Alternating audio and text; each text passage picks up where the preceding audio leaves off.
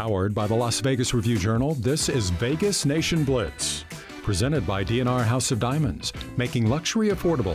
Located in the One Summerlin building in downtown Summerlin. Cassie Soto here with you for another edition of Vegas Nation Blitz. Thanks so much for joining us here, where we bring you all of your Raiders fast takes and smart coverage. I'm sure the Raiders and fans alike would love to put Sunday's disastrous game versus the Chiefs behind them, but we have to talk about it. The Raiders were flat out embarrassed, falling 48-9. The Silver and Black played one of their worst halves in franchise history. Overall, a bad day at the office for the Raiders, so let's go ahead and dive into this one with our top stories brought to you by Capriotti's. There's no better time than game time to score party favorites. Order online to get Capriotti's party trays, box lunches, or large subs for the whole crew. Filling in for Vinny Bonsignor this week is sports reporter Sam Gordon, and he joins me now. Sam, let's go ahead and get right to this one. Is this one of the worst performances you have seen by an NFL team in quite some time? Yeah, Cassie, yes. In short answer, yes. This was as bad, I think, as any team has played this year, including the Lions, including Jacksonville, including the Texans. You take a look at what the Raiders did or didn't do against the Chiefs. They were dominated up front. They were turning the ball over left and right, and they couldn't stop a nosebleed, to quote the former NFL linebacker Bart Scott. Patrick Mahomes carved him up through the air, and the Chiefs' ground game, which has been a complete non-factor for most of the season, has a very productive outing, going for more than 130 yards and 3 touchdowns. So the Raiders, we've seen some of these issues from them in terms of the lack of offense throughout the last month and a half. But they happen to run into a team that's playing better defense than anybody in the NFL that also has Patrick Mahomes playing quarterback. So this was a disastrous performance by the Raiders.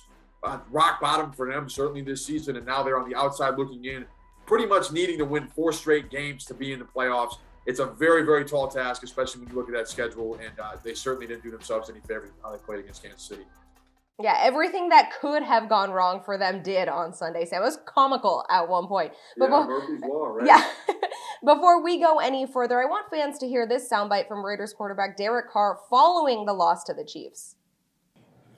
Disappointment, definitely disappointed. Got a lot of most of our guys, work really hard and try our very best, to put good stuff on tape and go win football games. And when you come in here, I didn't expect that outcome. Well, Sam, he starts to say we have a lot of, and then backtracks and says, well, most of our guys are working really hard. Derek Carr has a way of sometimes being very cryptic with his answers, but that one was pretty telling to me, and his way of saying that maybe not everybody on this team is fully invested.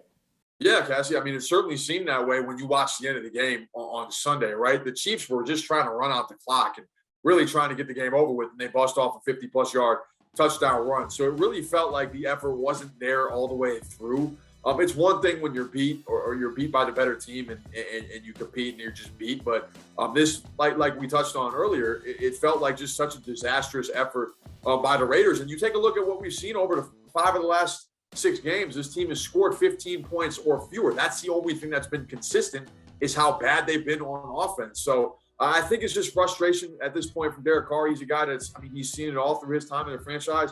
Ups, downs, certainly a lot more downs than ups.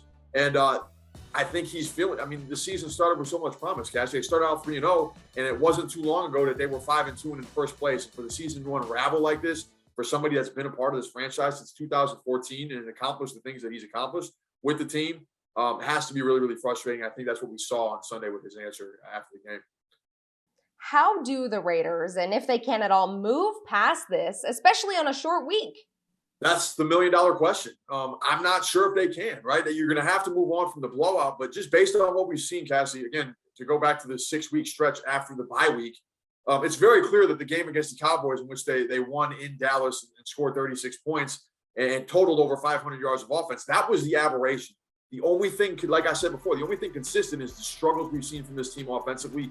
And now you're going to Cleveland, again, like you said, on a short week against a solid defensive team, a team rife with playmakers on the defensive side of the ball, none more prominent than Myles Garrett, one of the best pass rushers in the league, prime candidate for Defensive Player of the Year, looking to break Cleveland's single-season sack record. You're going to have to worry about him. The offensive line has been a struggle. Baker Mayfield has been hurt all year. Their passing game isn't what it was, and this team is dealing with a COVID outbreak. 8 players on the COVID reserve list on Tuesday, including a number of starters, 2 starters on the offensive line, and then go-to wide receiver Jarvis Landry and tight end Austin Hooper, all very key players for what Cleveland likes to do. So the Raiders are going to have to take advantage of that. I'm not sure if they can, but that's the only way, in my opinion. I don't think we've seen anything that makes us think that this team can go out there and hang 35 on Cleveland, keep this thing low scoring, force a couple takeaways, and try and win a low scoring game in the snow in a cold weather situation. Around the League, brought to you by Pirate Plumbing, the masters of disasters. Hey everyone, it's Heidi Fang here, and I'm joined with Adam Hill, our NFL and Raiders writer, and we're going to take a look at the AFC playoff picture. Of course, you have all of your standard leaders in right now, but Adam, let's take a look at those who are on the outside with 7-6 records looking to fight their way in. The Bengals, the Browns, and the Broncos, all the letter Bs. So Adam, what do you think about those 3 and their chances of getting into the playoff picture? Yeah, it's so crazy right now, Heidi. All these teams that are 7-6 that are on the outside looking in that you just mentioned, but there's also teams that are 7-6 that would be in if the season ended today. The Colts and the Bills being in that group. So all these teams jumbled in together. Then you've got a whole group of teams at 6-7 that includes the Raiders. And let's not forget, nothing's really been settled at the top of the divisions either. So it's not just a wild card race. It's also those divisional races as well. So all these teams are kind of looking at each other like, we need you to lose. But really, all you need to focus on is you need to win your games. You win the games on their schedule, you're going to get into the playoffs. Enough other teams are going to knock each other off. So really, all the focus for all of these teams should be the same thing, and that's just to win the games that are on the schedule in front of them, and then let everything else sort itself out. Maybe in like week 18, that's a new thing in the NFL, week 18. But maybe in week 18, you scoreboard watch a little and say, hey, we need to win and have this team lose. But right now, you can't look at the other teams. You just have to win the games on your schedule. That'll do it for Around the League. Now, Adam, can you update us here on the injuries that we have? Vegas Nation Injury Brief, sponsored by Not the Injury Law. Yeah, COVID situations around the league. We know it's going to have a big impact on that showdown in the AFC West between the Chiefs and the Chargers. But the Browns, one of the most impacted teams anywhere, their best offensive linemen, 2 of them on the COVID list for right now. You look at Jarvis Landry, really their last remaining star receiver. He's on the COVID list as well. So that's something to monitor over the next couple of days and exactly how that is impacted in this game. On the Raiders side, it's much more of an injury situation than any kind of a COVID situation for them. Obviously, Darren Waller has missed the last couple of games with the knee and the back issues. They're hoping to get him back on the field doing some football-type drills this week. But again, it's a short week. I don't think there's a whole lot of confidence that happens. But we know that Darren Waller doesn't really need to practice to be able to play. If he's physically able to get up to a level where he's comfortable getting on the field, he will. You look around some of the other injuries that they're dealing with, and you know, Carl Nassib's been backed up. He's still trying to get back into form. Denzel Perriman, obviously the leading tackler for the Raiders, one of the leading tacklers in the entire league, missed last week's game with an ankle injury. He's still trying to get back on the field. So there's injuries all over the field for the Raiders. They're trying to figure it out. The Browns trying to figure out their COVID situation. It's a mess right now, but I know that, you know, whoever's on the field on Saturday, it's going to be a huge battle of 2 teams trying to stay in that playoff picture. D&R House of Diamonds is Las Vegas's elite private office jeweler, the perfect bridge between internet pricing and a traditional brick-and-mortar jewelry store. We specialize in loose diamonds, natural and lab-grown, engagement rings, fashion jewelry, custom design, and jewelry repairs. We operate by appointment in our beautiful offices in the One Summerlin building, downtown Summerlin. Our great relationships with the world's largest diamond wholesalers and our low overhead saves you hundreds, if not thousands, on your purchase. Raider Nation, it's once again time to check out your social media. Blowout losses are never fun, and fans of the Silver and Black are feeling pretty down. Check out this sad Raider outside of the Henderson facility, courtesy of our own Adam Hill. Or this fan who took a hypothetical trip back in time.